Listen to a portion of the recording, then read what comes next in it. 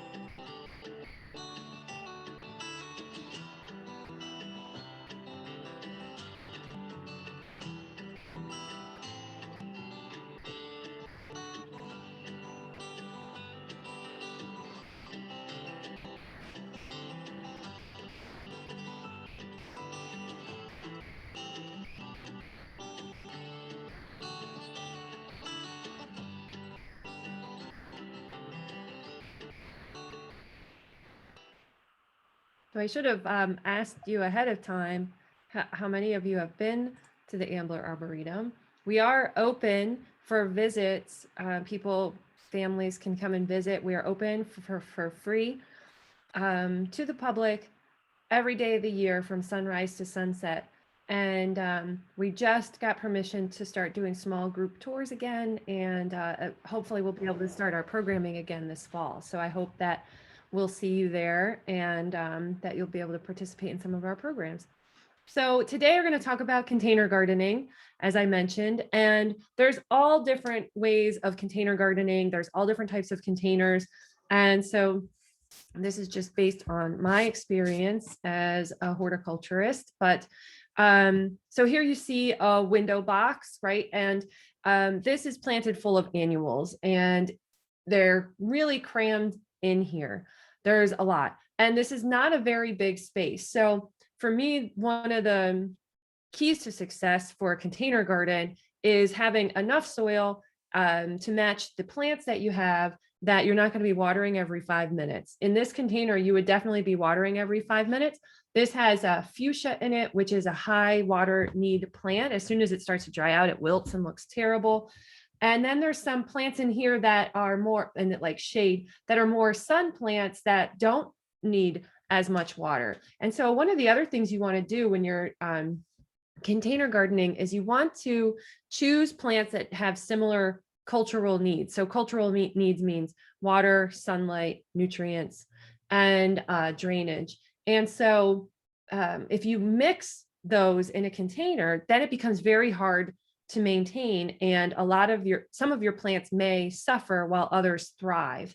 And so you just want to watch your plant selection when you are using containers as well. So the plants that we have in here, this is osteospermum, that's an annual daisy. We have licorice plants right here. We have this ageratum, and then the fuchsia combined. It's a beautiful color combination, and the black container is nice, but very little soil space. There are some tricks for enhancing the moisture, or the moisture capacity, the moisture holding capacity of your containers, and we will talk about that. But containers vary, right? They vary from something like this window box to here. This is also a container garden. This is a container vegetable garden. You can see it's Rubbermaid containers and 5-gallon buckets. If you do reuse containers, you want to make sure that you wash them out very well. You could I don't know what was in these beforehand, but you definitely want to make sure you wash them out.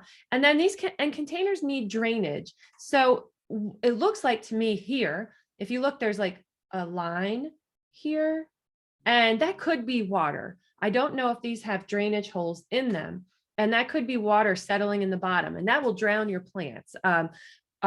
Soil is a mixture of particles, mineral particles, organic matter, air, and water. So air is a component of soil. And if that component gets filled with water, your container garden, or any garden, becomes anaerobic. And that means that there's no oxygen moving around. And then the roots of the plants aren't getting what they need, and eventually become smelly, and the plants die. So you want to make sure you have drainage holes in your containers.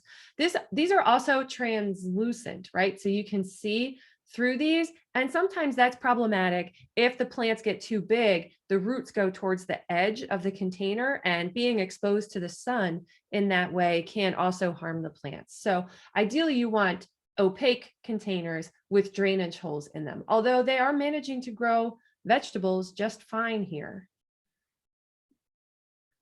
I know that they said to raise your hand, or that Erin said to raise your hand if you have a question, but I can't see you all. So we'll just get to the chats at the end if you have questions, because I cannot see your hands if you raise them. Oh, actually, maybe I can. Well, let's see, I should probably not mess with anything right now. Oh, I can. If you use your little hand raise, I can see you. So disregard. Okay. So then, container size, what size container do you want to have? And so here you see, these are container garden. This is a container garden. These are containers, very large containers, right? So you can grow different plants depending on the size container you have. Now, these are olive trees growing in here, and some trees are much better suited for growing in containers than others. So depending on the size container you have, you may be able to grow bigger plants or shrubs, but also many nurseries and catalogs are selling container specific plants, because so many people who have limited gardening space are starting to garden. There's a lot of hybrids out there, a lot of plants that have been developed and bred specifically for containers. So you can find very small blueberry bushes and very small tomato plants that are designed just for container gardening. So you want to keep an eye out for those types of plants when you're shopping for your containers. But you can, there's all kinds of options of plants that you can put in containers. And then there's all different types of containers, right? So we saw the recycled buckets. And then here, so when I started my career, when I got out of graduate school, I worked in Newark, New Jersey, and I did school gardening and community gardening, turning vacant lots into gardens and using whatever resources were available to plant. And so we had a lot of tire raised beds made out of tires. And here they're growing a cabbage in it, but actually a lot of people grew potatoes in their tires because you could just add another layer of tire and then put more soil on, and then you'd have this whole tire tower filled with potatoes by the end of the season. If you are recycling, just like you need to rinse out your containers, the 5-gallon buckets, you also want to be aware of what chemicals might leach from your container into the soil, especially if you're going to be eating what you're growing in the containers. So, so you just want to know about that. There's lots of research out there about that. Same as using pressure treated lumber for your raised beds. You want to look into that too and see if that's something that you are comfortable with when you're gardening in raised beds. So, and raised beds are really a type of container, right? So, so there's all different options and things you need to be careful of. So we'll talk about some more traditional containers here. So there's different materials that containers are made out of, and there are pros and cons to each that we'll talk about. But here you can see terracotta containers, which is pottery, plastic containers, wooden. We have the wire containers with the liner in it. There's different types of liner. There's peat-based liner, and there's coir, which is a byproduct of the coconut industry, that are pretty popular. And then we have these ceramic containers also. So these are pretty traditional containers that you can run into. I mean, there's much more pretty ones than these they're showing, but you get the idea. And then not so traditional containers. So almost anything can be a container, right? So here we have a pair of sneakers, we have a bathtub, we have these little kits that you can buy in the store where you just grow the plants right in this kit. Here's bricks with sedums growing in, not sedums. Yeah, hens and chicks growing in here. And then we have a toilet that's also a container. The tank and the bowl have plants growing in them. And you can see a sink next to that. So you don't have to think, you know, you're not limited by what you can buy in the store for container gardening. When I was in Newark, we did the city gardens contest, and it was great. We got to go into people's yards and see all the gardening that they did and all the creative ways they used very limited space. And one woman had a begonia growing in the thumb hole of her bowling ball, and that was a container. And she also had her son's first pair of work boots, and those were planted full of plants too. So there's no limit. We just have to think creatively, understand how plants grow and how soil and moisture works, and then just go with it. Pick the best plant for the place. Always in gardening, whether it's in a container or in the ground, it's right plant, right place for the best success. This is a pair of work boots that is part of a display that I started when I did work in Newark. We had interns each year, and each year at the end of the season, we offered them an opportunity to donate a pair of shoes to this display, whether it was the work boots they had used all summer or some other pair of shoes. And then they would plant them up, and then we had this great container garden full of all different types of shoes. Now, these are out in the weather all the time, and a lot of them were leather, and so they slowly decompose or become not so great containers over time. But they worked for a while. Here's some more of them. Some people donated dress shoes. And these are big, geraniums did just fine in it. A lot of the sedums and hens and chicks did well too. So when you're considering containers, you want to think of how much space you have to work with. How do you want it to look over time? These containers will age, and some will fade, some will change colors a little bit. Some might just stay the same. Terracotta pots kind of stay the same. You want to make sure that they have drainage holes in them. You want to know if you have maintenance needs for them. So for example, I love terracotta pots, the clay pots, they're my favorites, but a lot of them are troublesome. You need to bring them inside each winter, because if they have moisture in them and they freeze and thaw, they'll crack and they'll just disintegrate. So you need to bring them inside, or there are frost proof terracotta pots. So you want to be aware of the maintenance needs of those. Plastic ones, if they stay out in the sun for too long, they get very brittle and over years, and then become, so you can't move them or they break. So you do want to consider the maintenance needs for them, how heavy they are. Are you going to be moving them around? Are you in a windy spot where you need some weight to the plant so it doesn't blow over? How are you going to attach it? If it's a window box or a deck box, or even if it's a container that's on a porch or something like that, how are you going to secure it? And then, do you want it to be utilitarian or decorative? There are some very beautiful pots that look gorgeous, but are not great for growing plants in. And so you would use those as a cover and then have the utilitarian pot inside that does what you need it to do. Or you can cover a utilitarian pot with something like burlap or whatever look it is you're looking for. So you just want to think of these things when you are deciding what containers you want to use. You can go into some pros and cons of them. So this is the terracotta pot. Pros, very attractive. Of course, that is subjective, right? And that's my opinion, obviously. Some people might not like it or think it's boring, but they tend to be very attractive. They come in different patterns. They are heavier at the bottom, and they tend to be heavier. So taller plants, you could put taller plants in and not worry about blowing over. And then they do come in frost resistant, but you have to look for that specifically. You have to look for frost resistant terracotta pots. And that just means you can leave them outside. If you don't have frost resistant and you do leave them outside in the winter and they had moisture in them, they're porous. So the moisture does go into the clay. They will shatter apart just like this. I've got lots of these that happened outside in my house because I don't take them inside. I leave the soil in them. I leave the plants in them. So you want to watch out that. And because they're porous, they absorb water, which may mean it's taking water from the soil and the plants. And so you may need to water more often with terracotta pots than you would with plastic pots. And here we have plastic pots. So pros and cons of these, they're lighter, but they are more likely to blow over if you have a taller plant in them because they don't have that heavy, that weight to them at the base. So you do want to be aware of that. But if you put short plants in there, just things that go over, not tall trees or shrubs in there, you'll be okay. They can become brittle in the cold and also when exposed to UV light. The plastic starts to break down and can become brittle, and they'll fade. So you do want to be aware of that.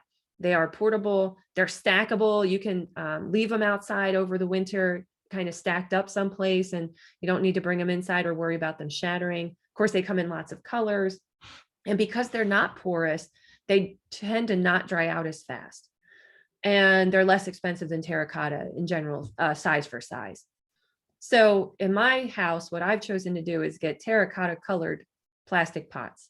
And that has saved me a lot of watering and a lot of shattering and a lot of money. And it's an okay compromise for me, even though I really like the terracotta.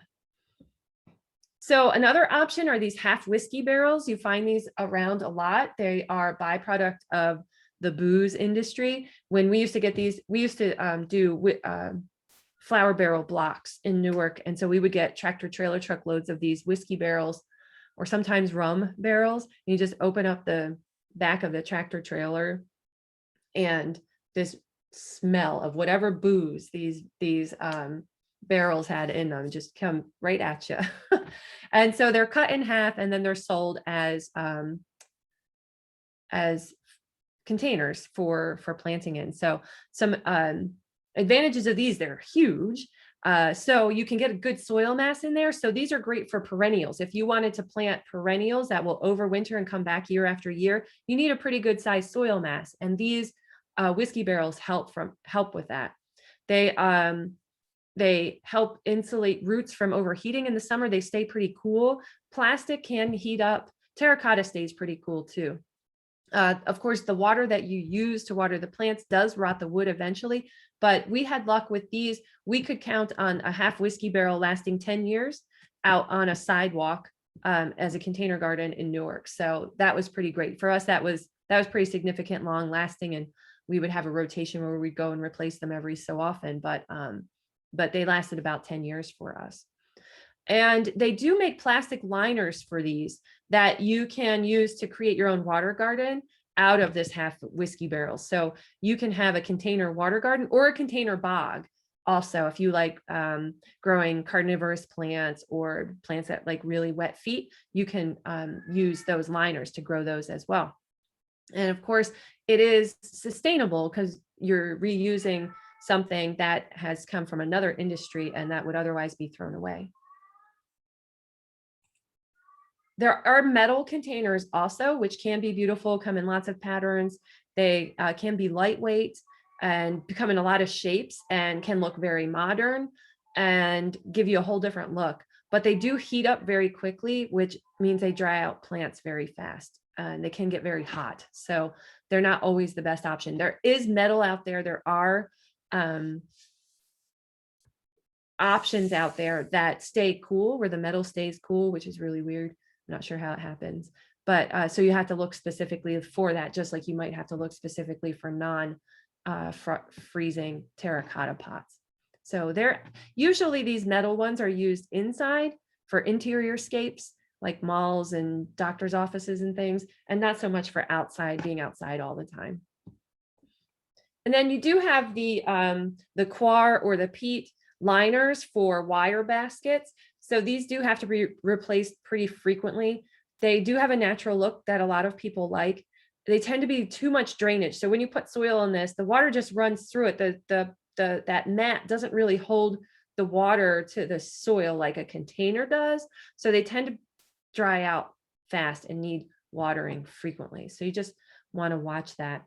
And then they can get expensive. You have to replace them over time. So mostly the drainage issue is the one that concerns me the most.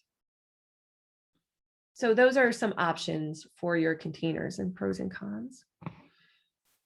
And then, container colors, that's up to you and what you like, but you have to think about these are small quantities of soil. And even a big container is still a relatively small quantity of soil compared to a plant growing in the ground. And you're trying to do your best to keep it enough moisture and enough nutrients in the pot to keep your plants happy.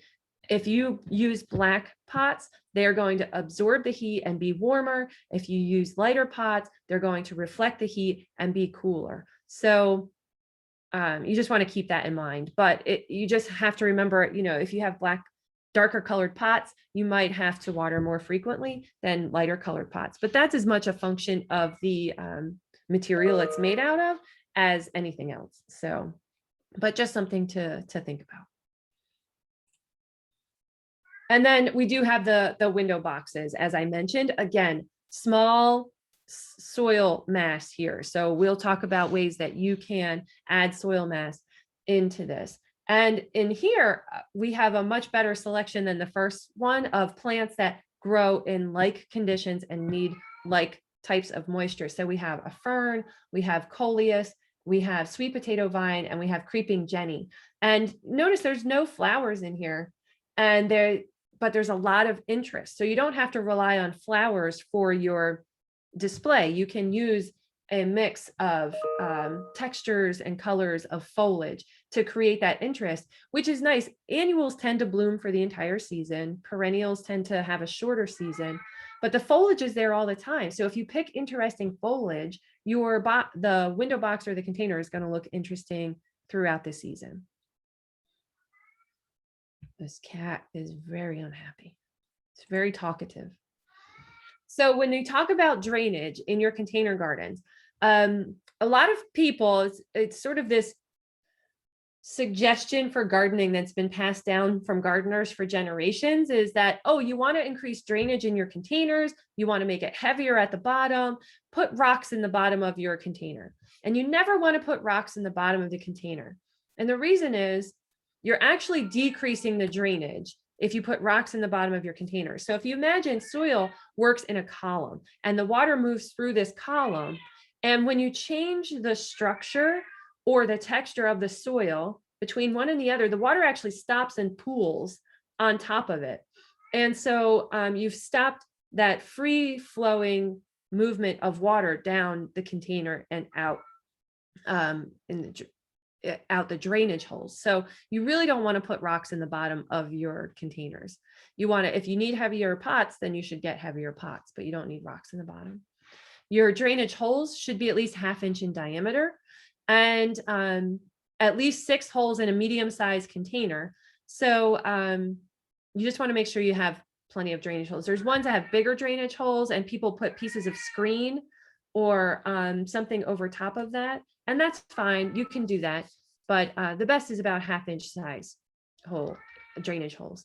And then if you have these really nice ceramic pots, but they have no holes in them, there's 2 options. One is you can take a smaller planter and put it inside that, put it up on a brick or something so that it can drain out the drainage holes, but you will have to remember to empty that out every once in a while because water will gather in there. And eventually your other plant in the other pot will start swimming, and that's no good. Or you can make drainage holes in porcelain pots. There's drill bits that are made just for that. The tip is to put masking tape over the place where you're going to make the hole, and that stops it from cracking. So you can modify almost any container to have drainage holes. So, but you do want to make sure you have drainage holes. And when you water them, you want to make sure that you water until the water comes out of the drainage holes. That way, you know, water is going all the way through that column of soil. And that means that the roots are going all the way through that column of soil also. If you water just at the top and you never see water coming out the drainage holes, the roots are going to be where the water is, which means the roots are going to be up at the top of your container, which means that they're very susceptible to drought, and they are not protected from all that soil down below. So you really want to encourage your roots to grow down into the soil, just like your plants in your garden or your lawn. You want to water deeply and infrequently instead of shallow and frequent waterings. So, so something to keep in mind, but you just want to watch water come out of the drainage holes when you water. Things to avoid in a container when you're picking them out: small openings at the top. They look really nice, but boy, are they hard to get anything out of once the end of the season is over, because the roots have grown into this fat part, but they're too big to get out of the narrow opening at the top. And so it becomes very difficult to get any plant material and roots and everything and clean out that pot. You could use it for something decorative, I don't know, my mom would have stuck peacock feathers in it or something, you know, or our team at the Arboretum is very good at collecting remnants from around the garden in different seasons and using those for displays in other parts of the season. So we have fertile fern fronds and tall grass spikes that they hang on to, and then they use them in a situation like this instead of planting this container. So that's something to think about. This container also has a narrow base. When you have a really narrow base, it makes it top heavy, susceptible to blowing over the wind or being bumped into. It'll just fall over. So you want to watch out for that. You want to make sure that you have drainage holes. Just one big drainage hole in the bottom is not ideal. You want to have them around the perimeter. Shallow containers. There's so window boxes are pretty shallow, but also there's containers called azalea pots, which are about half the height of a normal terracotta pot, and they tend to dry out much more quickly. Basically, you want to be able to have as much soil as possible, and because that holds more water and you won't have to be watering all the time. Cheap plastic pots, they deteriorate quickly in ultraviolet light. Dark colored pots for the reason that they tend to heat up more quickly and dry out plants. Biodegradable pots, you can use those, but they degrade. So, I mean, they're going to fall apart during the season. So they're usually meant just for quick growing and transplanting into something else, not for long-term growing in your containers. Reusing containers that held chemicals, you want to watch that. You don't know if everything came out of the container. You don't want to risk the water that's leaching out of your container harming people or pets or the environment. So you just want to be really cautious about that.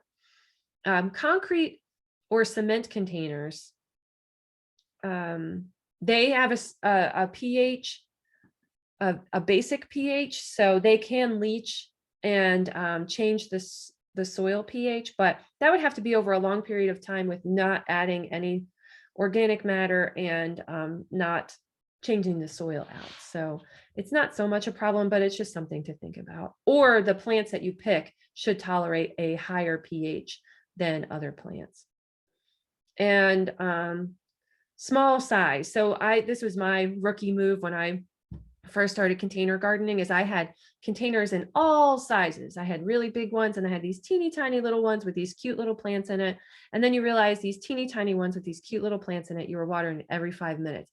If that's something that you like to do and you have the time and you're around to do, great.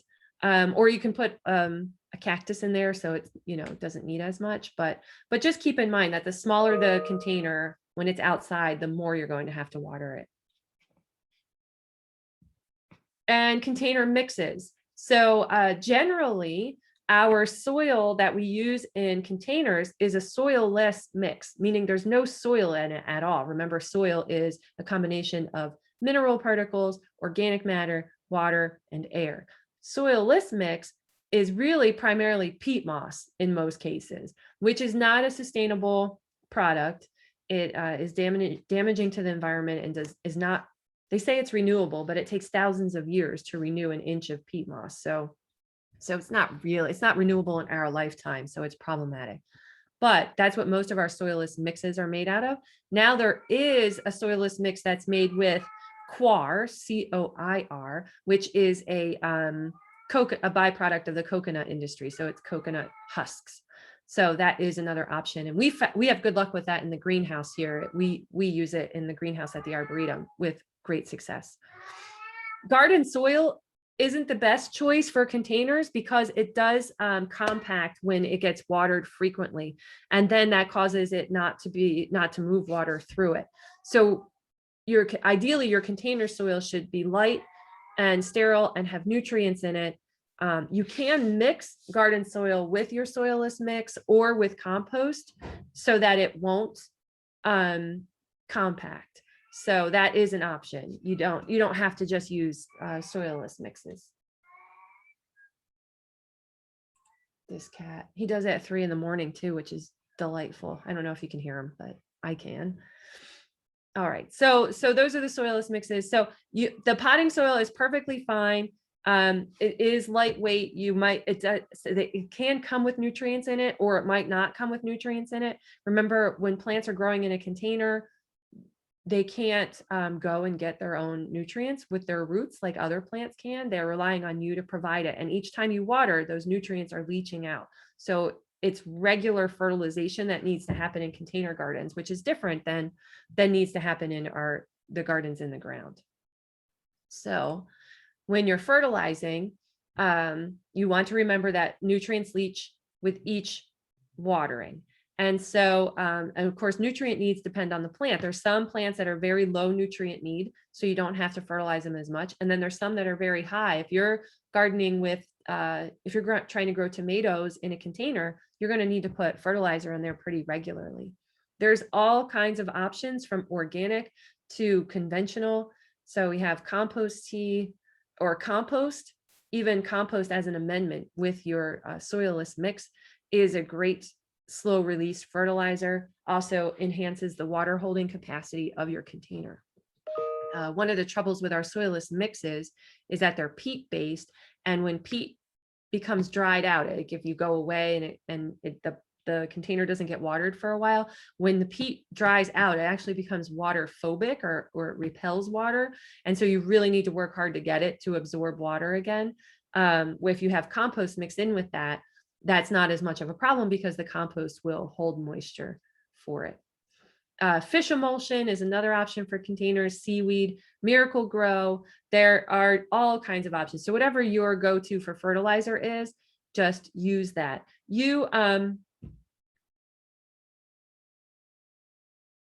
And so you want to sort of just general overall fertilizer that will work for a lot of your containers. So something like, fertilizers have 3 numbers, N, P, and K.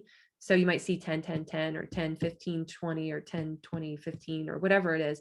And that's just the ratio of nitrogen, phosphorus, and potassium in your fertilizer. And so you just want a general basic one, 10-10-10 would work great. And you're just going to apply that almost not every time you water, but maybe once a week or once every couple of weeks, so that you make sure you're giving nutrients back to the plant as they leach out when you're watering. And overfeeding is as bad as underfeeding. So with annual displays, people tend to overfeed them just because the annuals are only going to be around for, the season. So they want to get as much out of it as they can while they can. So they put a lot of fertilizer on it. But you have to watch that, because if you're putting a lot of nitrogen on there, you're just going to get a lot of leaves and you're not going to get a lot of flowers and fruits. So it's really better to just follow the instructions. Don't over fertilize. Don't force it to grow a lot of leaves when you want flowers, and just follow the instructions, but just keep repeating it each week so they do get their fertilizer.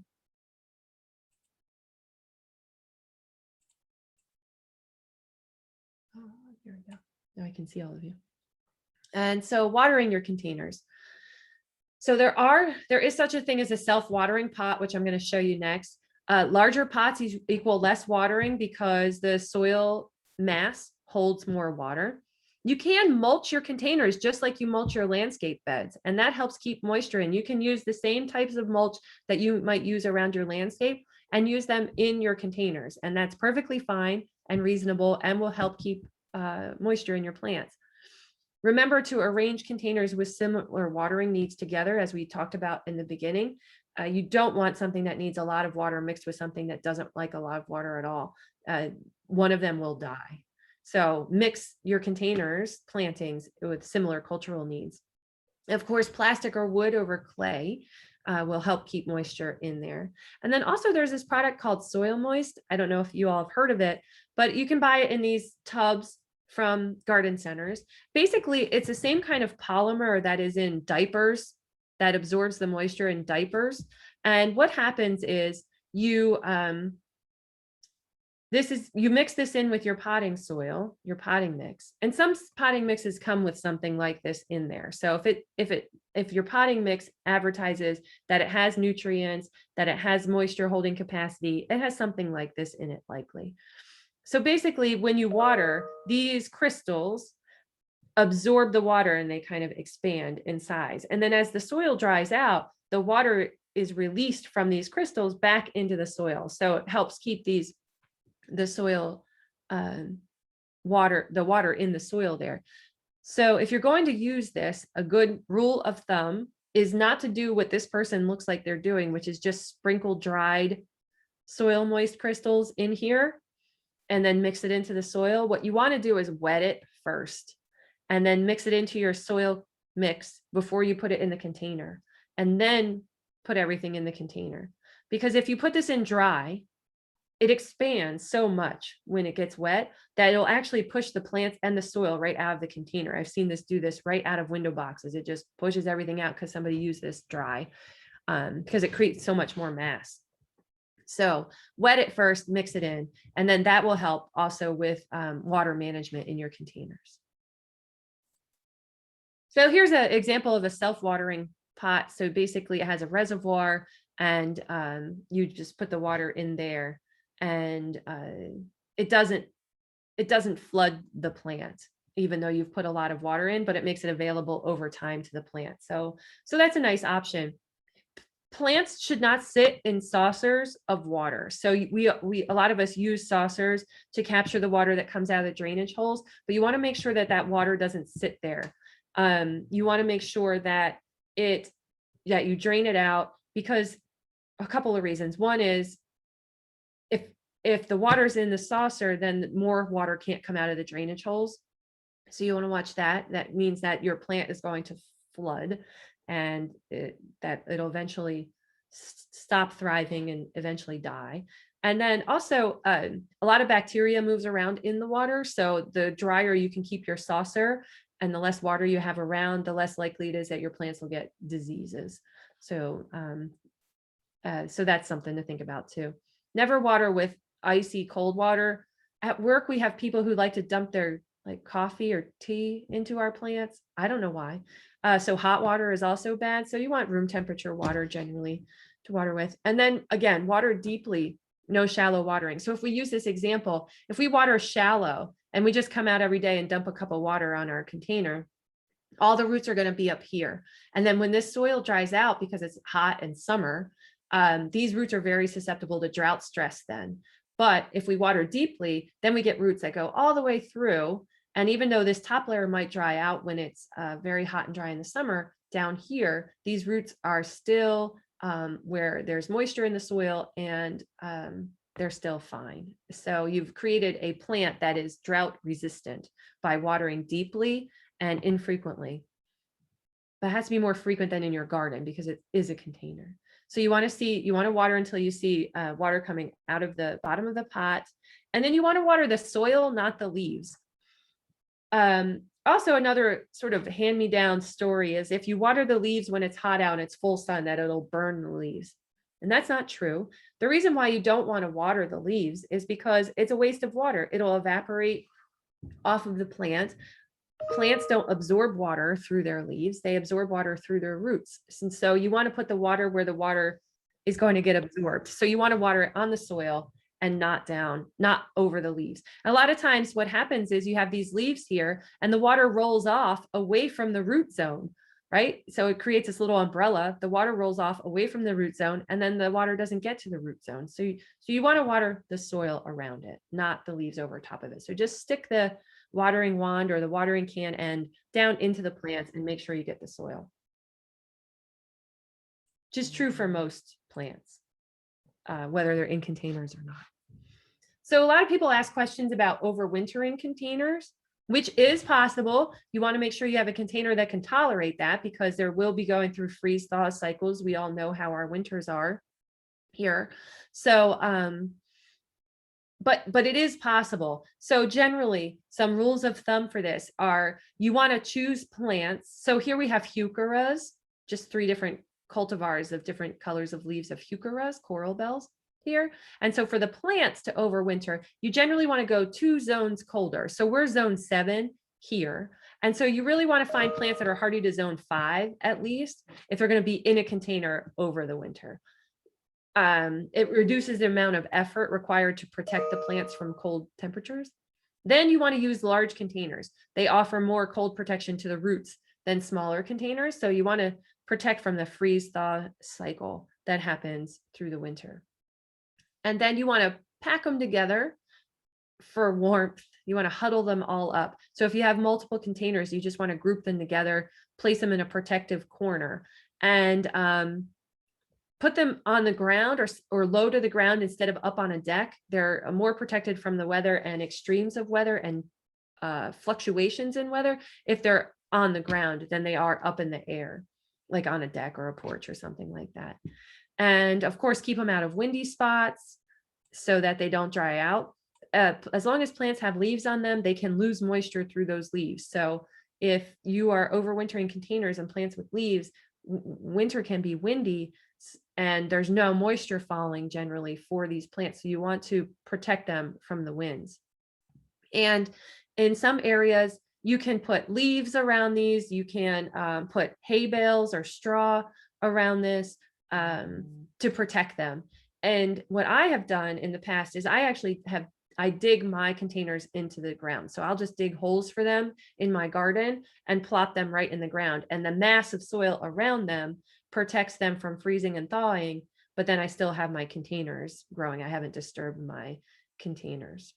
Or you can bring them inside with the plants in them, depending on the plants, but you just can bring them inside a shed or a garage, and that's just not heated and dark and protected from the wind. So you can do that as well with relatively good success. So you can't overwinter your containers with the plants in them. Now, plants for your containers, you want to do a site analysis for your containers, just like you would do for your house. So you want to check out, what is the exposure like? Where's the sun come from? How much sun do you get? Where's the water access? How are you going to water this? What's in the way? Who walks around it? You want to think of all of those things. So exposure, that's how much sun you're getting. What room and space do you have for the pots? What size pots? What colors do you like? Textures and forms, there's all different containers. And if you want to come to the Arboretum, we are getting a pretty good selection of containers all over campus. So you can come for inspiration to the Arboretum and just wander around and see what our horticulturists have done with containers. They do some pretty amazing stuff, from single agave plants in a container to the most creative combinations. So there's, and I don't think there's I guess there's two containers that are the same, but we have a lot of different containers too, and a lot of different materials for these containers. So you can come and check them out and see how you like them. And then you want to know your what colors you want for your plants, the textures and the forms of the plants, how the plant is size-wise in relation to the containers. Is it going to be too top heavy?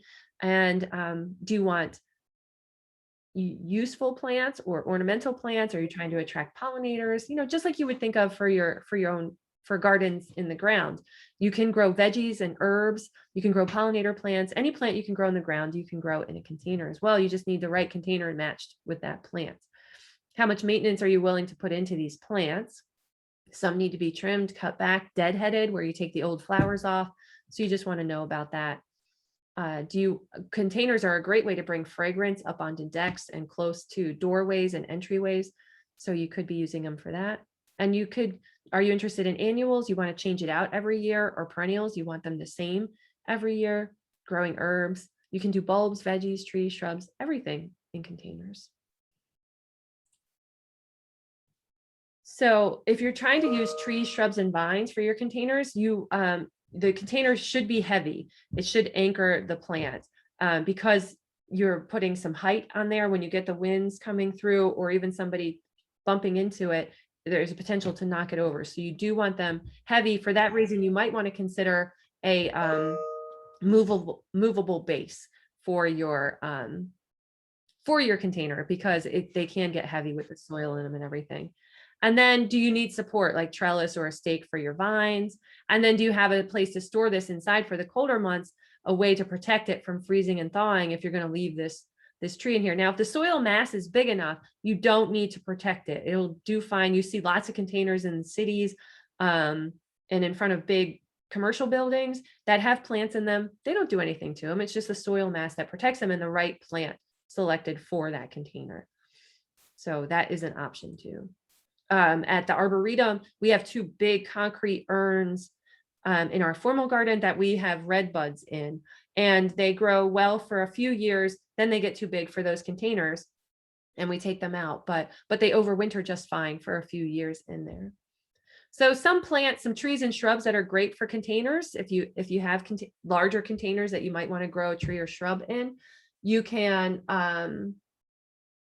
use, this is fringe tree, Kyananthus, which is really lovely. It's blooming right now. Ginkgos are another great option. There's dwarf cultivars of ginkgos that are designed specifically for use in container gardening. So you can grow them in there too. Here you see it growing in a container here. So there's options. There's tons of options. There's blueberries. There's any number of shrubs will do fine in containers as well, as long as the container is big enough. So you can, just like in your garden, if we're talking about design, you can combine veggies and flowers and herbs, ornamentals and edibles all together in containers. As long as the cultural needs are the same, the watering needs and the sunlight is the same, you can mix and match whatever you want to. There is this idea that you do, what's it called?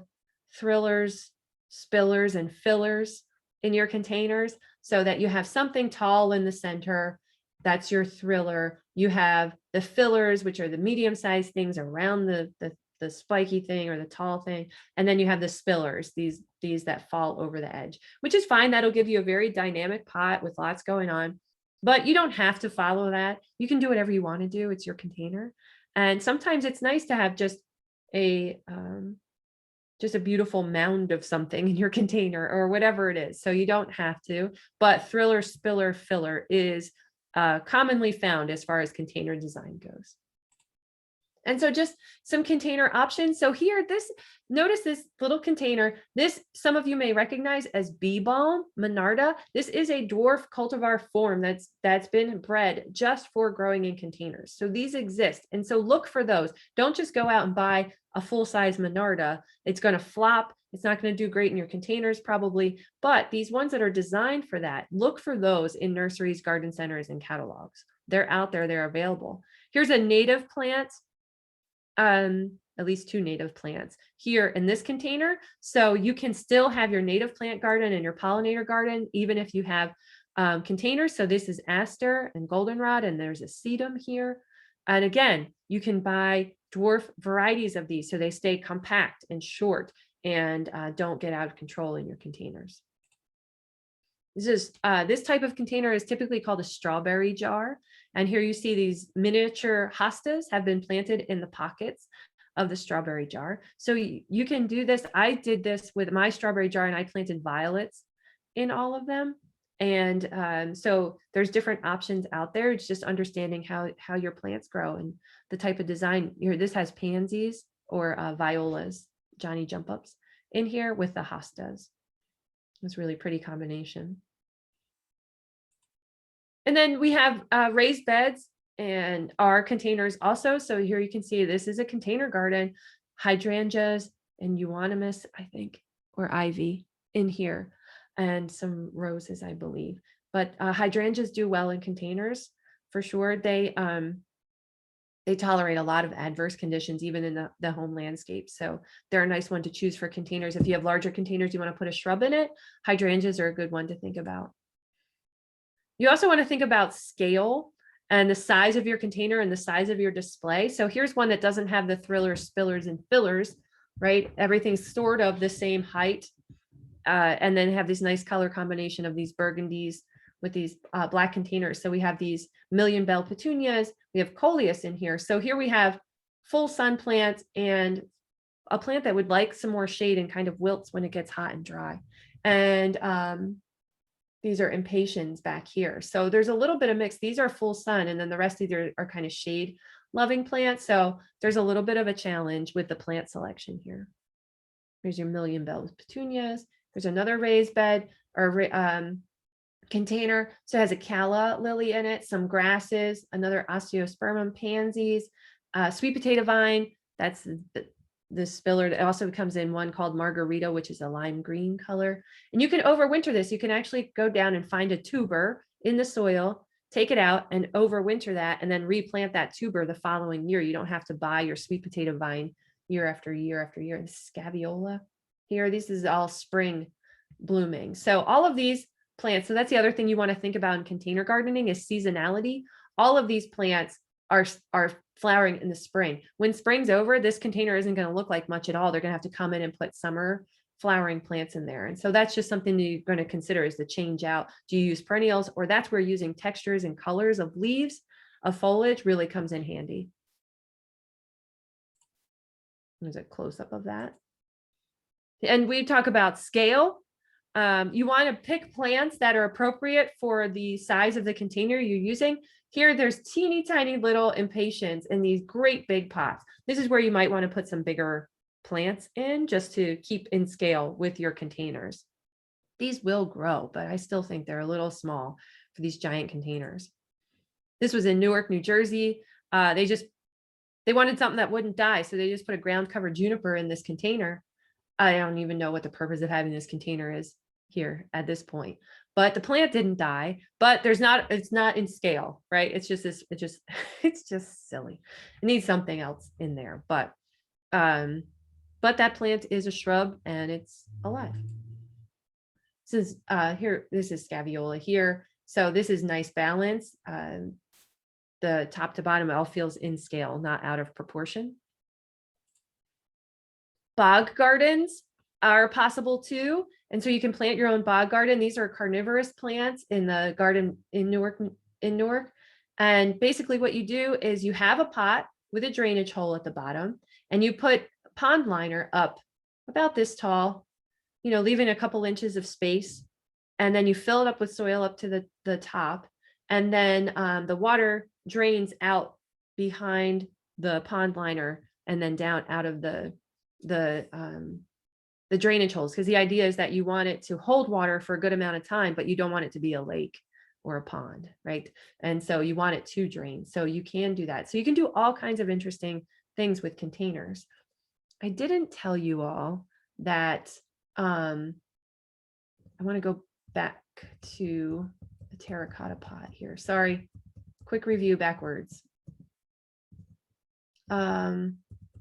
So I forgot to mention. So when you see this, a terracotta pot, you see this lip here. This is called freeboard. And so when you're filling up your pots to plant your plants, you want to keep your soil level below this line.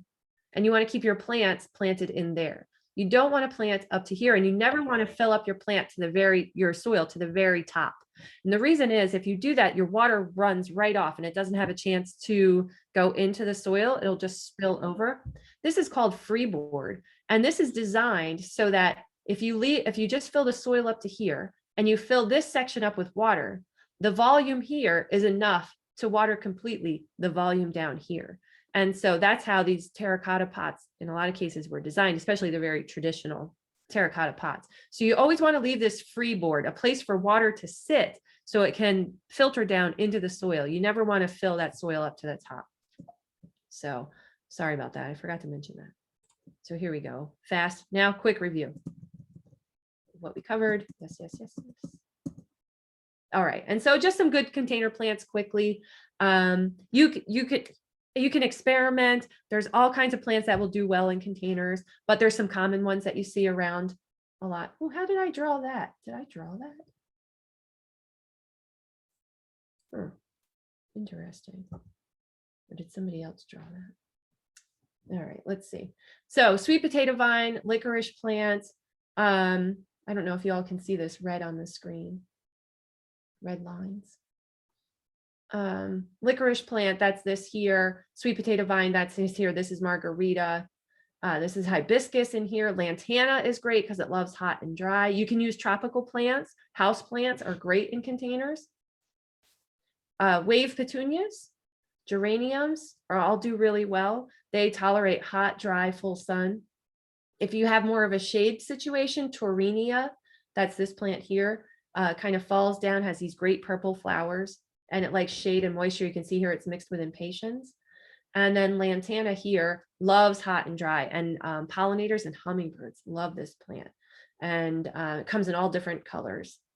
So that's a nice option too. Here's also geraniums. Herb gardens are great. Herbs are great in containers. Almost any herb will do great in a container. They're pretty tough. Just have to keep them watered. Raised beds are also containers, of course. And so you can take advantage of these containers that they warm up. The soil gets warmer faster. So if you're waiting for things like potatoes or beans, where the soil has to be 50 degrees before they'll start to germinate, or peas, raised beds will usually do that faster. So you can take advantage of that. So, but you can treat these like containers as well. Also remembering that if they're deep enough that the roots aren't going to go into the soil, you're going to have to add fertilizer, whether that's compost or some other way that you want to fertilize. You want to keep that in mind, even with raised beds. Here's just more examples of raised beds, really nice containers. These will get very hot. So you want to keep an eye on the water in those. Notice in here, they have soaker hoses here to water. So they've put in irrigation in here. And they have soaker hoses. So you can think about irrigation. There's irrigation kits for container gardens also, that you have spaghetti tube watering. So you can use those as well.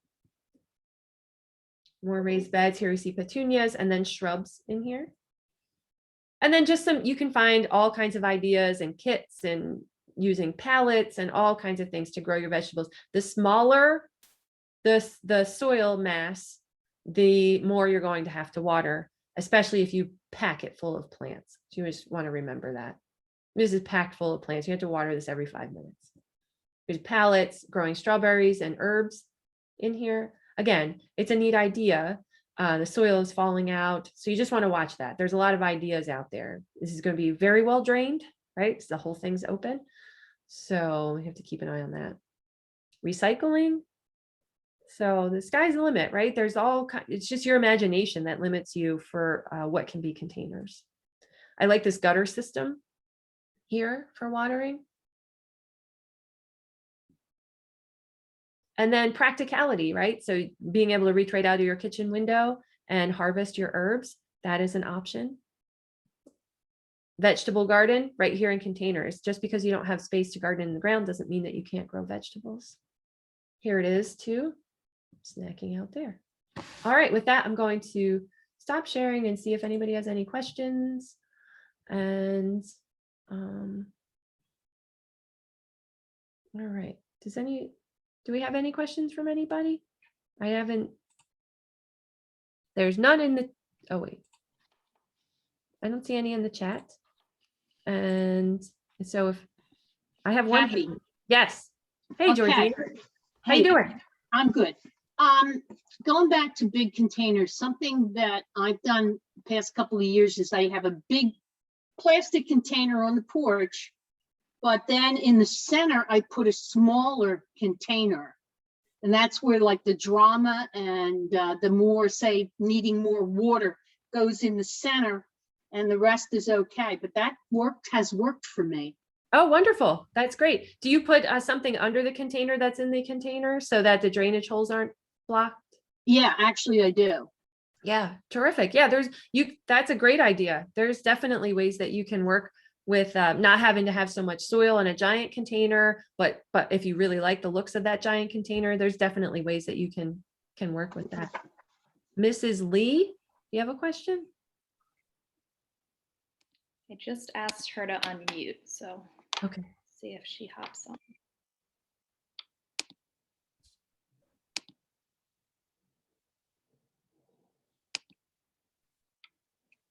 I see her. Yep. There she is. Can you hear me? I don't know if you can hear me. I also sent a chat. Yes, I can hear you. Okay, so my question is about keeping soil annual, year to year. So last year I cleaned all my containers out, and then I'd like to save some money and not have to fill them every year. So what's your suggestion? So depending on the type of soil, if it's not compacted, if it's just a soilless mix, you can use that. The risks are if there were any diseases or insects on your plants, if you keep that soil, you have the great potential for having those diseases and insects again the following year. But otherwise, you can reuse that. You just want to make sure that you add nutrients, fertilizer to it because it's spent. So you either amend it with compost, maybe freshen up with a little bit of new soil, something like that in there. But you can certainly reuse your soil. And you don't have to remove it from the container. You can just keep it in the container for the winter. Yeah, sure. Okay, Yep. great. Thanks. Yeah, definitely. You're welcome. Jean Olson's iPad 2. You have a question? No, I didn't have a question, but along with the reusing soil, I use a lot of containers and I will use the last year's soil in the bottom of them and Good then idea. put new soil on the top. I do that a lot. Great. That's a good idea too. Absolutely. Yeah. Well, if there's no other questions, I thank you very much for being here this afternoon, and I hope that I'll see you all in the Arboretum. Thanks, Kathy. Thanks, Kathy. Thanks for having me again. Just Thanks a reminder, I will send out the recording in case you missed anything and want to check back. And other than that, have a great day. Thank you.